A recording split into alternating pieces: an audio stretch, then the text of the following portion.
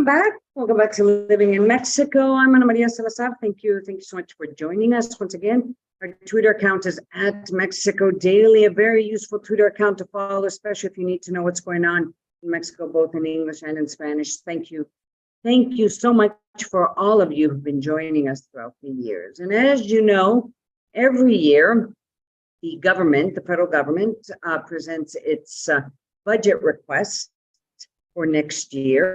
And, depending on the administration, there has been a certain level of debates. But at the end of the day, both, the legislative branch would have some conversation. Sometimes there would be a lot of debate, sometimes there wouldn't. But there's always this general sense that everybody understands the way the budget proposals are supposed to work, right? It just seemed to be a common language.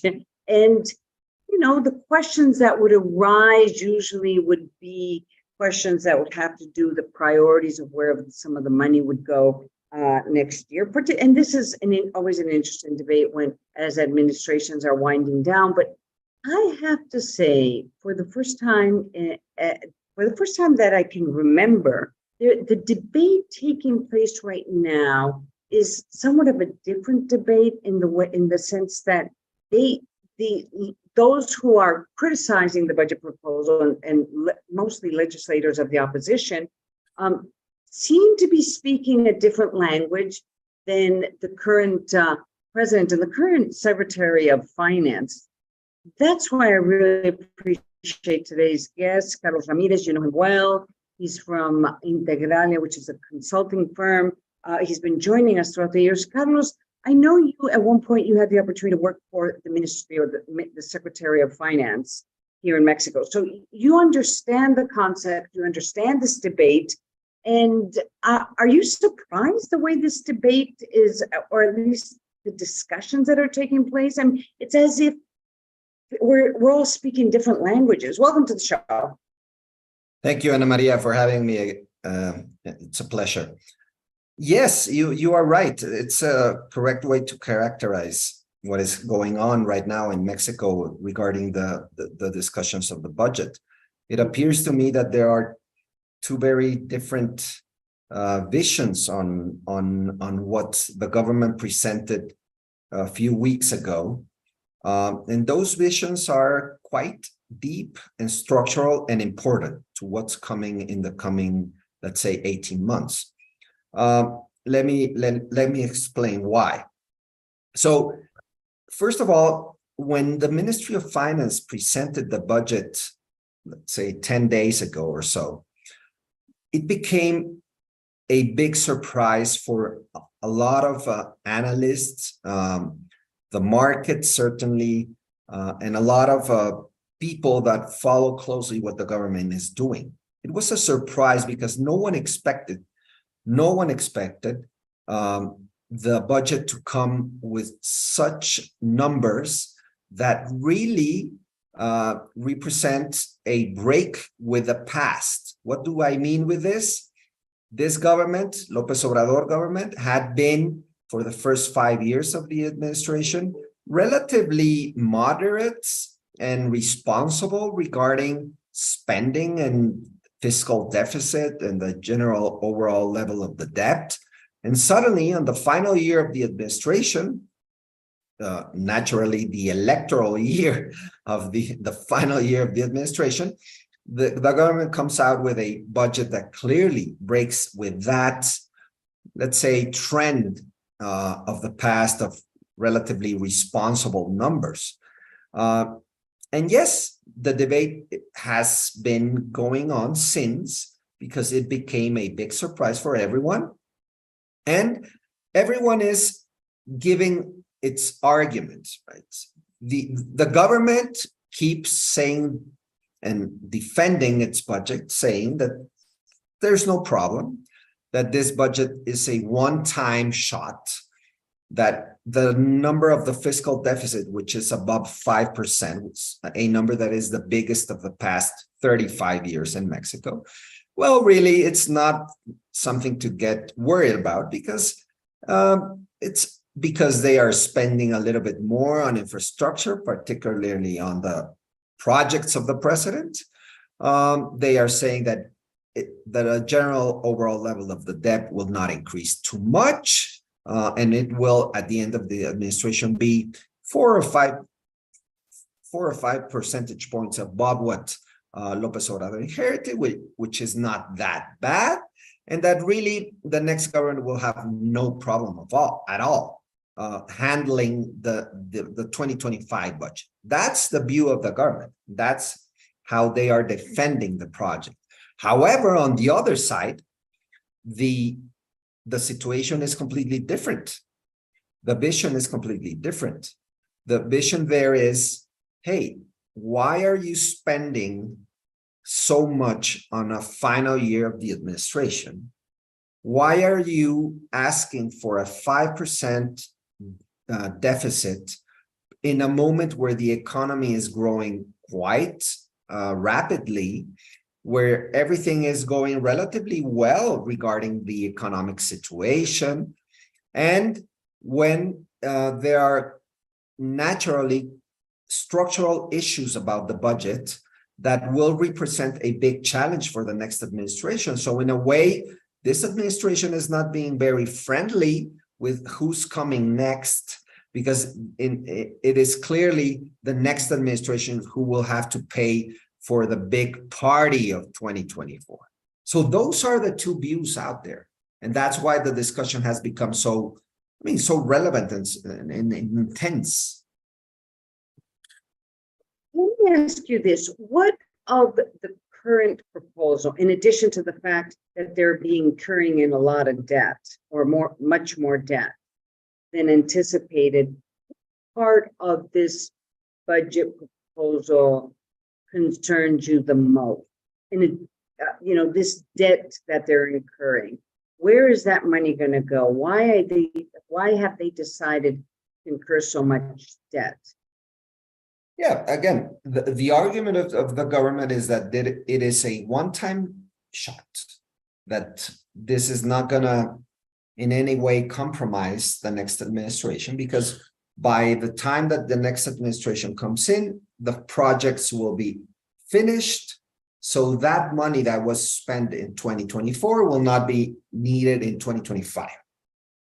And that's the basic argument of the government. But it is a major, let's say, we don't know what's going to happen really with those projects. We don't know if they're going to become profitable. We don't know if the government are going to finish them.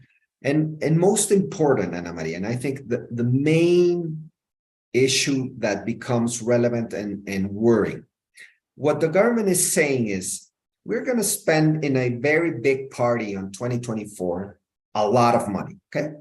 So the next administration will come in and they will decrease the level of spending in 2025 because there will be no more infrastructure projects to spend in. But that's a big assumption, because first of all, the next administration will want to spend more on its projects. Second, the next administration will have to cut spending about 3% of GDP in a year. So in the next government will come in and will have to cut spending in a way that will bring the economy put the economy in a difficult situation by itself. So those are big assumptions. And my sense is that they are unlikely to happen. The next administration will come in. They will have incentives to keep on spending. They will have their own projects, and they don't want to cut spending on the first year of the administration. So the risk is that the next administration will continue with this spending spree, and the level of deficit will never come down. That's a main risk. So when you talk about projects, we're talking about the refinery, Dos Bocas. Yeah. We're talking about, are we still talking about the new airport, Felipe Ángeles? Is that? No, little there, and more the Maya train and the Transismic project in the, let's say, the southern part of Mexico, right? Do you have any sense of the Transismic project? Nobody has. it's a big question mark. Clearly, we don't know where that is heading, if it's really going to have the impact the government is saying it will have. I heard this week from a couple of people that have relatively a sense of what's going on there, that it is going slow, that it is not, that they're going to need to spend much more on that project to make it really a reality. So we don't know. And the Maya train originally was budgeted in 7 billion US dollars, Ana Maria. It will end up costing 20 billion. And we don't yet know if that is going to be enough. So this assumption that by the next year it will be all finished and I mean, there will be no more money to be spent there. Well, we don't know. And moreover, the project is most likely going to be non-profitable. It will need subsidies by the government. So it will likely cost for the coming years. So big question marks everywhere. That's why there's so different visions, because the analysts are saying, hey, you are telling me something that I simply don't see right now. The government is saying, hey, you never believe us. You analysts are always pessimistic, and we are always right, and we will be right again. So it is a discussion of no one hearing each other, right? Briefly describe for our audience what the transseismic project is, and where are we, or I mean, why there are assumptions that it could be actually very good for Mexico, very profitable. Yeah. So the transseismic project connects the two coasts of Mexico. So it is the coast that it is in the Pacific with the coast that it is in the Gulf of Mexico. So that project, by the way, it is a project that Mexico has been talking about for more than 100 years.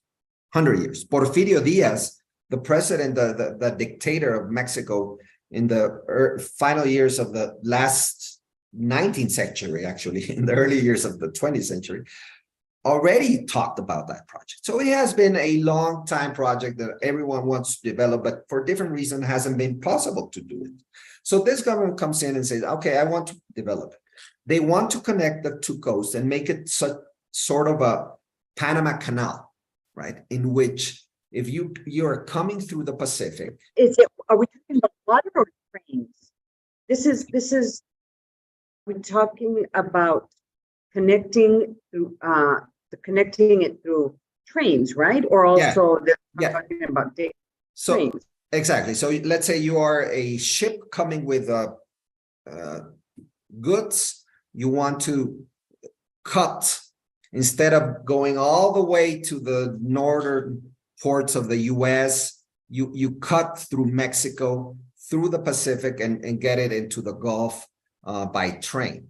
So yeah, ideally it makes sense, right? Why not create another Panama Canal, right? The problem is that it has much more implications only than that, right? You need logistics, you need infrastructure, you need security, you need energy, you need hubs, you need more companies, you need a lot of things that are not there, Ana Maria. And that's a problem, and that's the issue here. I mean, I guess the question mark is, at what point will the markets and investors become nervous about this, about not only this budget, but about decisions that are being made as this administration is rapidly winding down. Yeah. So there are different type of markets, financial markets. So you have, let's say, you have the peso market, the exchange rate market. There you don't see much worrying.